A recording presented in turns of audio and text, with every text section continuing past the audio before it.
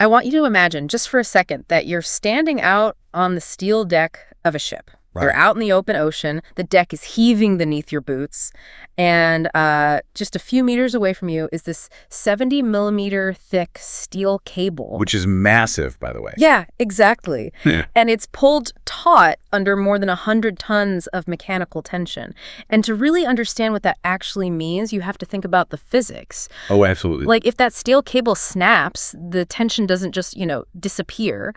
All of that stored elastic energy instantly converts into kinetic energy. It's terrifying. It really is. The wire recoils, and it whips across the deck faster than the human eye can even track, just tearing through anything in its path. Yeah, it's a phenomenal release of power. I mean, that heaving deck is the daily office environment for offshore anchor handling. Wow. It's this incredibly high-stakes job where extreme mechanical forces meet, delicate human coordination. And that leaves absolutely zero room for error.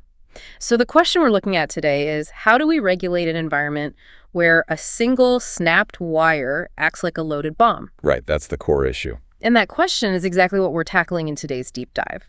We've got this stack of forensic engineering reports, specifically the Australian Transport Safety Bureau's Marine Accident Investigation Report number 56. A really comprehensive report. It is, along with some detailed submissions from the Maritime Union of Australia. And they all revolve around this watershed moment in maritime history, the July 28th, 1993 tragedy aboard the offshore supply ship Maersk Runner in Australian waters. Yeah, and our goal here isn't just to look at, what went wrong on that specific Wednesday. We're tracing the line from a single fractured piece of steel hardware on a ship's deck all the way up to a massive systemic overhaul of Australian maritime safety regulation. Because it really changed everything. It did. When you see how mechanical failure forces a change in international maritime law, it entirely shifts how you think about industrial safety. Totally. So, to understand the failure, we first have to understand the sheer scale of the operation here. Set the scene for us. What kind of ship was the Maersk Runner? Well, she was a 67-meter-long offshore tug and supply ship built back in 1980. Okay. And in the offshore energy industry, these vessels are like the ultimate workhorses. In 1993, she was chartered by Australian Offshore Services, and she had 13,000 brake horsepower. Which sounds like a lot, but give us a sense of what 13,000 brake horsepower actually translates to out on the water. Yeah, so in maritime terms, that power gives the ship a maximum bollard pull of 147 tons. That's insane. Right. To put that into perspective, that's the equivalent of this single ship trying to tow a fully loaded Boeing 747 down a runway while the plane's parking brakes are locked. That is just staggering. And I guess they need every ounce of that power because of what they're tasked with doing. On this particular job at the Walkley 1 field on the Australian Northwest Shelf, the Maersk Runner was handling anchors for a massive mobile drilling rig called the Atwood Falcon. Which is a huge operation. Yeah. And moving anchors for a deep-water drilling rig isn't like, dropping an anchor from a recreational sailboat where you just toss it over the side with a rope. Oh, not at all, no. In deep water, you can't use surface buoys to mark the anchor's location. Why not? Because the buoys would just get dragged under by the sheer weight of the chain. So instead, the ship performs a procedure called chasing. Chasing, okay. Yeah, they use this heavy steel collar called a chaser, which basically looks like a giant, solid steel horse collar. Got it. And this chaser is attached to a thick wire pendant running from the Maersk Runner. So they essentially thread this steel collar onto the drilling rig's anchor chain. Exactly. And then the ship physically drives away from the rig, sliding this massive steel ring all the way down the rig's anchor chain, right down to the seabed. They use it to either slide down and deploy the anchor into the mud, or to slide down, catch the anchor, and physically break it free from the ocean floor to retrieve it. Okay, so it's essentially like snagging your fishing hook on a rock at the bottom of a lake. Yeah, that's a good way to look at it. And to get it loose, you slide a heavy metal ring down your fishing line to sort of knock the hook free. Right. Except in this scenario, the hook weighs several tons, the fishing line is a massive steel chain, and the boat up top is fighting the immense friction and suction of the deep ocean floor. That captures the mechanics perfectly. And to manage those extreme forces, the Maersk runner was highly specialized. How so? Well, it had duplicated bridge controls, so the master could actually face backward, looking directly down over the working deck. Oh, that makes sense. Yeah. It also had two primary towing winches, a main working winch, and two smaller tugger winches designed to drag heavy wires sideways across the deck. Wait, hold on. If the ship has 147 tons of pulling force, these massive winches, and the captain is safely inside looking out through reinforced glass, why is a human being standing anywhere near this deck? If everyone knows a snapped wire is lethal, why isn't the crew, locked inside a reinforced cabin during the heavy lifting? Well, in a perfect textbook operation, they would be. Once the heavy lifting starts and the wire takes the strain, the deck is supposed to be completely cleared. Right. The ship was designed to keep people safe. But, July 28th, 1993 was not a textbook day. Clearly not. The reality of the offshore industry is that things break. And when they do, a domino effect of logistical compromises can force the crew to step directly back into the line of fire. And the first domino actually fell early that morning, hours before the fatal incident. Yes. Early in the day, the ship's starboard 70-millimeter towing wire parted. It simply broke under tension. Just snapped. Exactly. Now, the crew was actually using that towing wire as a substitute chaser wire. So when it snapped, the operation hit a massive logistical roadblock. Because you can't chase an anchor without a chaser wire. You literally cannot. So the obvious solution would be to just get a new wire. And there was another supply ship in the area, the Pacific Commander. Right. So the Maersk runner contacted them to transfer a replacement wire. But the Pacific Commander was suffering from severe winch motor malfunctions of its own. Oh, man. So they couldn't even help. No, they literally could not spool the replacement wire off their drum to hand it over. So they are completely stuck. They have this massive drilling rig, the Atwood Falcon, waiting on them to move this anchor so the rig can start drilling. Right. In 1993, what does the pressure of that waiting rig actually feel like to the crew on the supply ship? Oh, it's immense. I mean, to understand the offshore culture of the early 90s, you have to realize that time was money on a scale that is just difficult to comprehend. Like how much money? Rig day rates were astronomical. A delay of just a few hours could cost hundreds of thousands of dollars. The entire culture rewarded quick reactions and displays of initiative. The implicit expectation from the charter company wasn't to stop the job and wait a day for a perfect replacement wire. It was just to figure it out. Exactly. The expectation was to figure out a solution and keep the rig operating. And that commercial pressure leads directly to the fatal workaround. Yes. Faced with a stalled rig and no single replacement wire long enough for the deep water, the crew assembled what the ATSB report calls a composite chaser wire. A composite wire. So what does that mean? They took several shorter wire pendants that happened to be stored on the deck, and they shackled them all together to reach the required length. So to visualize that, imagine you need to bungee jump, but your cord isn't long enough. Okay. So you take 4 short bungee cords and tie them together with heavy steel carabiners. It reaches the ground, sure, but you've just introduced these hard, rigid, heavy metal knots right into the middle of a cord that is supposed to stretch and roll smoothly. That is the exact mechanical nightmare they created. Yeah. A winch drum is designed to wrap a smooth, continuous wire. By shackling shorter wires together, they introduced rigid discontinuities, massive steel shackles and fittings called spelter sockets, into a line that has to roll onto a curved winch drum under immense tension. But why risk using a patchwork cable at all? I mean, any sailor looking at that setup would know it's incredibly dangerous to reel giant steel blocks onto a spinning drum. It comes back to that deeply ingrained culture of making it work. Just getting the job done. Exactly. They were improvising with the tools they had to satisfy the commercial demands of the charter. And, well, that improvisation was violently tested later that afternoon when they moved to anchor number 5. Right, so they're dealing with anchor number 5, and it fails to set properly in the seabed. It's just dragging through the mud. Yeah, a total failure to hold. And standard protocol dictates they have to heave the anchor back up off the bottom, reposition the ship, and try to drop it again. Mechanically, what does heaving that anchor back up demand from the ship? It demands peak operational load. Heaving an anchor up is significantly harder than lowering it. Because of the mud. Yeah, you aren't just lifting the dead weight of the steel anchor in the chain. The anchor is buried in the ocean floor. You have to overcome the incredible suction and friction of the deep sea mud holding it down. So the winches are just screaming, pulling this composite patched-together wire in. Right. The tension is building as they fight the mud. What gives way first?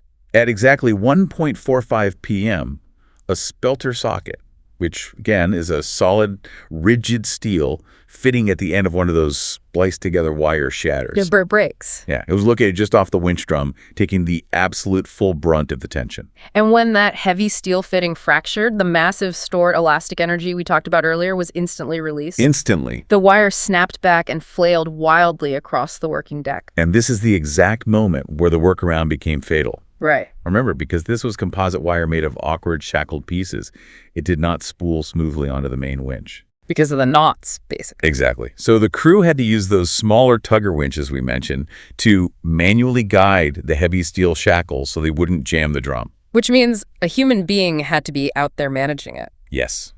To supervise that delicate, highly dangerous spooling process, the ship's mate had to be physically standing out on the deck right in the snapback zone. And the flailing wire struck him. It did. The report details that they immediately initiated medical intervention.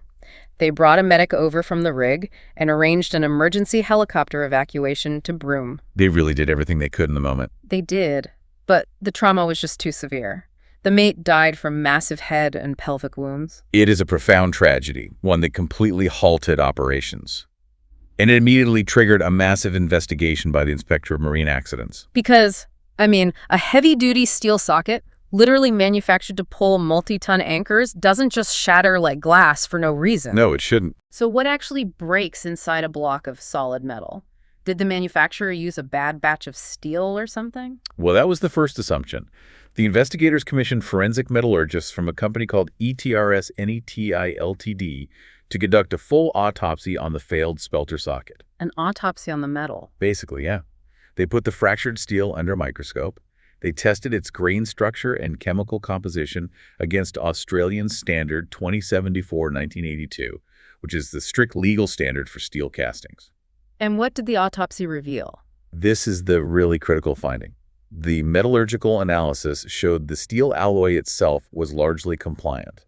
Wait, really? So the metal was fine? Yeah, it wasn't brittle, and there were no major manufacturing flaws. The socket didn't fail because the anchor was too heavy. It failed entirely because of how the composite wire forced the hardware to be used. Okay, walk us through the science of that. How does the usage destroy the metal if the metal is fine? It's about tension. Spelter sockets are designed exclusively for what engineers call axial tension.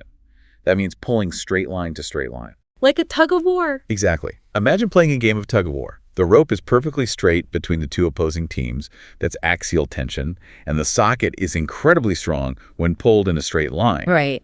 But because the crew had to use that patchwork composite wire, this rigid, solid steel socket was pulled right up against the winch. Which is curved. Precisely.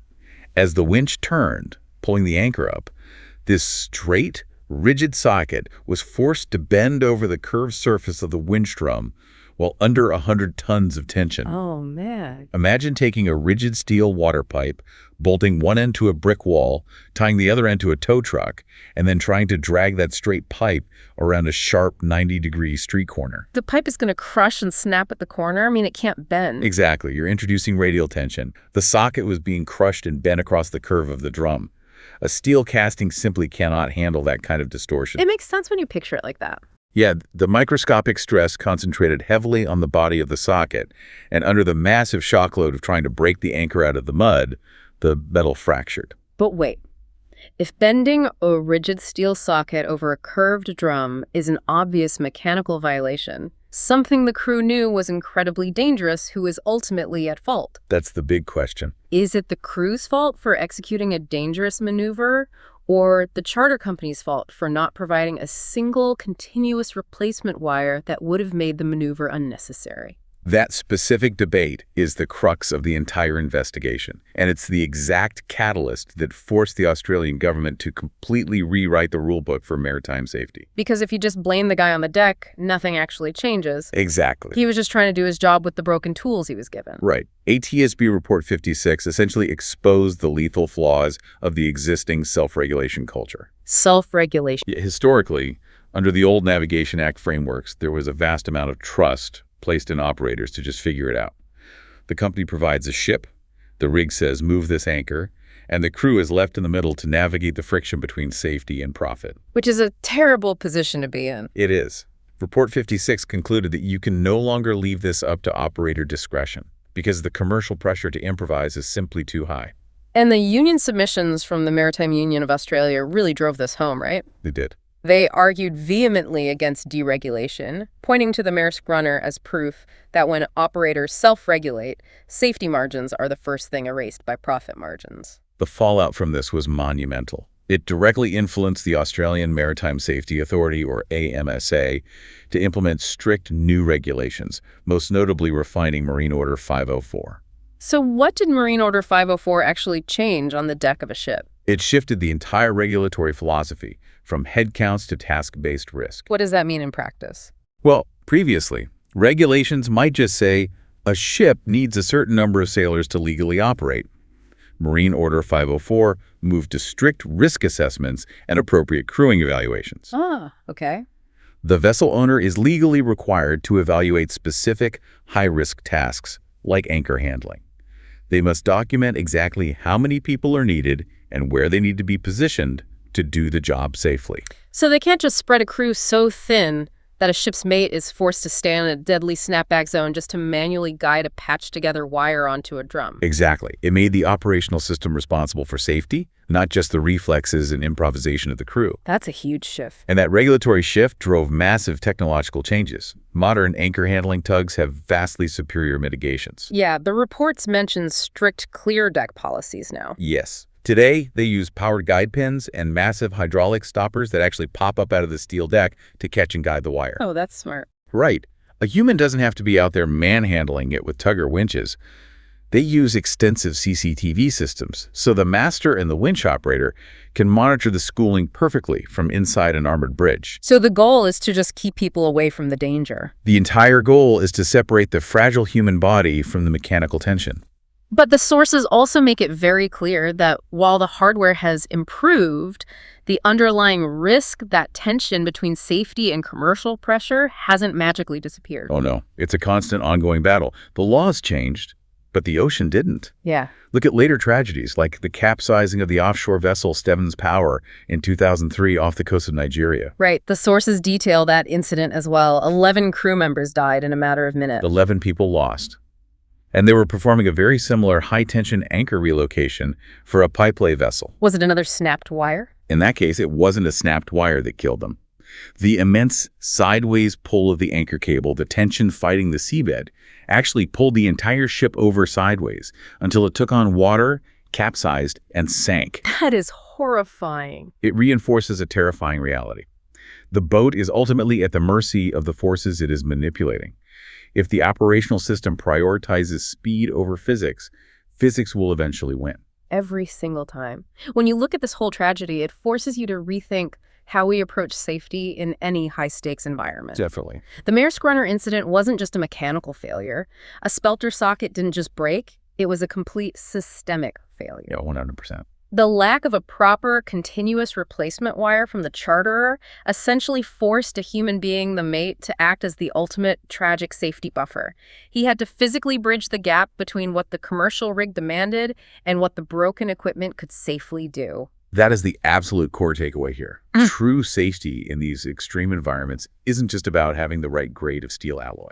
It's about building rigid, legally enforced operational systems that completely remove the need for human beings to invent dangerous workarounds just to keep a job on schedule. We started this deep dive looking at a single missing replacement wire. We followed how that lack of equipment led to a shattered piece of steel on a heaving deck, and we tracked how that single violent moment sent a shockwave through the industry, fundamentally shifting how nations govern the safety of offshore workers. It moved the industry away from trusting people to just make do. And moved it toward legally requiring systems that protect workers from the pressure to improvise. Exactly. But I want to leave you with a final thought to mull over. We spent this time looking at how mechanical regulations evolved to ban dangerous physical workarounds, like shackling together a composite wire. Yeah. But look at where the maritime industry is heading today. Ships are becoming increasingly automated. They rely on incredibly complex software algorithms, dynamic positioning systems, and digital sensors to hold their place in the ocean. What happens when those digital systems fail in the middle of a storm? It's an inevitable question. Digital sensors can mask physical realities. An algorithm might tell a crew the tension is fine, even when the steel is actually at its breaking point. Exactly. Will the crews of tomorrow be forced to invent digital workarounds, bypassing safety software or hacking their own automated systems under the exact same intense commercial pressures that existed in 1993?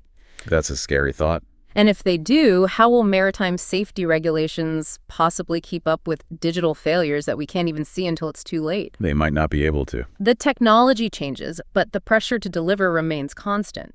Next time you think about the supply chains and the offshore energy grids that power our world, take a second to imagine that heaving steel deck, that 70-millimeter cable pulled tight as a guitar string, and the people who still stand on the line to make it all happen. That's our deep dive for today. Catch you next time.